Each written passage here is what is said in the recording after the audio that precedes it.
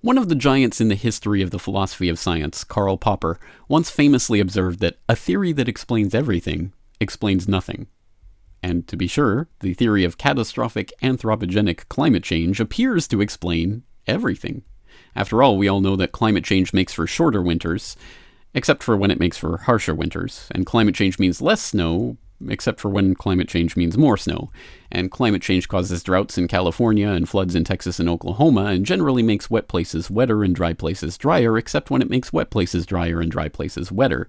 And climate change causes more hurricanes at the same time as it causes less hurricanes. Climate change causes more rain but less water, and less rain but more water. Climate change decreases the spread of malaria at the same time as it increases the spread of malaria, but don't worry, the Terminator himself advises us not to listen to those climate change cynics. Hey guys? Do I need to go on? Oh, okay. Climate change makes San Francisco foggier. Climate change makes San Francisco less foggy. Climate change causes duller autumn leaves. Climate change causes more colorful autumn leaves. Climate change makes for less salty seas. Climate change makes for saltier seas. Climate change causes the polar ice caps to melt. Climate change causes the polar ice caps to freeze. Climate change makes the Earth hotter, unless the Earth isn't getting hotter, in which case climate change can explain that too. What's the problem here? This sounds like the perfect scientific theory. It can explain literally everything, including self-contradictory things. This means it's absolutely perfect, isn't it? Well, no, not according to Karl Popper and the philosophers of science. And within the philosophy of science, there's something called the demarcation problem. How do you differentiate science from pseudoscience? If you're at all interested in this, I would suggest you read through Karl Popper's Conjectures and Refutations, in which he lays out his criterion for differentiating science and pseudoscience, namely falsification. What on earth does he mean by this? Well, he starts with the very simple but very profound observation that people are attracted to pseudoscientific theories by their apparent explanatory power. These theories appear to be able to explain practically everything that happened within the fields to which they referred. The study of any of them seemed to have the effect of an intellectual conversion or revelation. Open your eyes to a new truth hidden from those not yet initiated. Once your eyes were thus opened, you saw confirmed instances everywhere. The world was full of verifications of the theory. Whatever happened always confirmed it. Thus, its truth appeared manifest, and unbelievers, or deniers, if you will, were clearly people who did not want to see the manifest truth, who refused to see it. And it occurred to him that, although this is usually taken to be a good sign of a theory, it began to dawn on me, Karl Popper, that this apparent strength was in fact the weakness of these pseudoscientific explanations.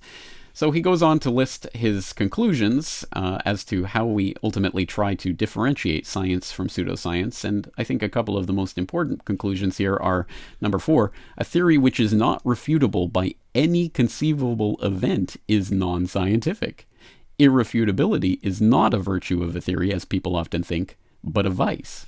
And also number 7 here, some genuinely testable theories, when found to be false, are still upheld by their admirers, for example by introducing ad hoc some auxiliary assumption, or by reinterpreting the theory ad hoc in such a way that it escapes refutation.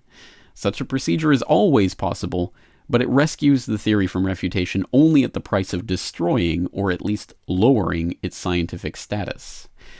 And he sums it up by saying, the criterion of the scientific status of a theory is its falsifiability, or refutability, or testability. So I would say that the ball is in the court of the believers of the catastrophic anthropogenic climate change hypothesis.